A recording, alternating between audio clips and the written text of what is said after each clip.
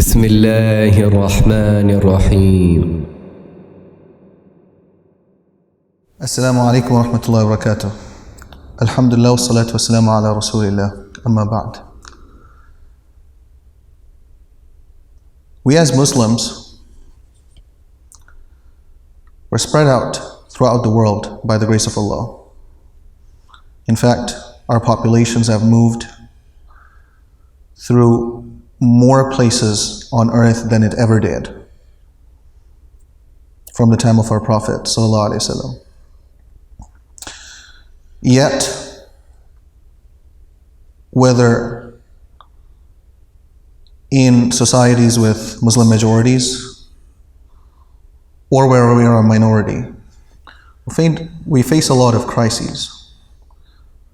We face a lot of troubles externally and even more important, internally.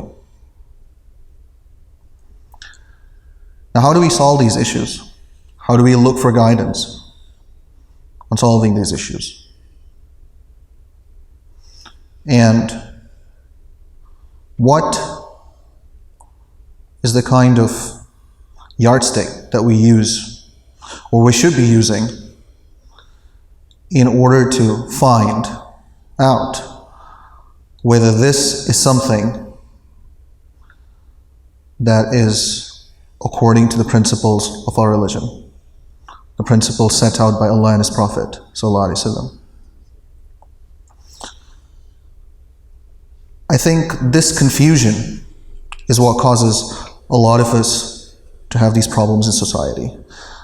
And these problems just don't start at societal levels or even government levels. It starts within families, between children and parents, between brothers and sisters, between siblings. And what are the solutions that we can look into? I think something that the Muslim world has largely ignored throughout the past, might I say, centuries, is looking deeply into how Muslim society functioned. Not just at the time of the Prophet ﷺ, but also during the time of his successors. A lot of times, when we try to look for guidance in the lives of our predecessors, we kind of stop at the Khulafa Rashidin, if not the Prophet ﷺ's lifetime itself. And that is where we start to face problems. Because if we stop at the lifetime of the Prophet ﷺ, then we're ignoring decades of adaptations as well as pragmatism that was employed by the Prophet ﷺ's successors, the Khulafa. We have a calendar today thanks to that kind of adaptation that was brought out by the Khulafa. We have most of our governmental structures to look up to in the Muslim world today, thanks to the innovations brought out by the Khulafa of our Prophet ﷺ. So, many times we end up ignoring these things and we end up trying to look for another avenue to run our societies. An avenue which sadly prescribes to a lack of faith in God to start with, a separation of state and religion. An avenue which, having had problems with their own religion, ended up discrediting that religion, and sadly we end up inculcating that within our societies, due to which there's a fragmentation of religiosity in society.